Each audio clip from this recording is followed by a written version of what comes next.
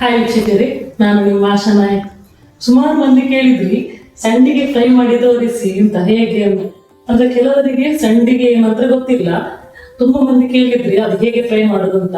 ಅದಕ್ಕೆ ತೋರಿಸ್ತಾ ಇದ್ದೇನೆ. ಸಿಂಪಲ್ ಆಗಿ, ಜಾಸ್ತಿ ಕಾಯಿಸಬಾರ್ದು, ಲೈಟ್ ಬ್ರೌನ್ ಬಂದ್ರೆ ಸಾಕು.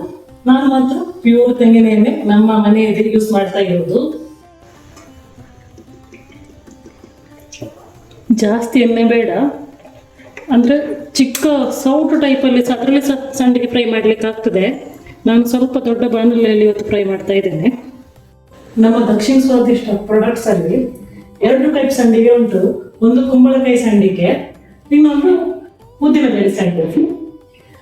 ಈ ಕುಂಬಳಕಾಯಿ ಸಂಡಿಗೆ ಟೇಸ್ಟ್ ಬೇರೆನೆ ಆಯ್ತಾ, ಉದ್ದಿನಬೇಳೆ ಸಂಡಿಗೆ ಕೂಡ ಟೇಸ್ಟ್ ಬೇರೆ. ಇದಕ್ಕೆ ಹಾಕುವ ಐಟಮ್ ಬೇರೆನೆ, ಉದ್ದಿನಬೇಳೆ ಯೂಸ್ ಮಾಡ್ಲಿಕ್ಕೆ ಉಂಟು, ಬಟ್ ಮಸಾಲೆ ಐಟಮ್ ಬೇರೆ.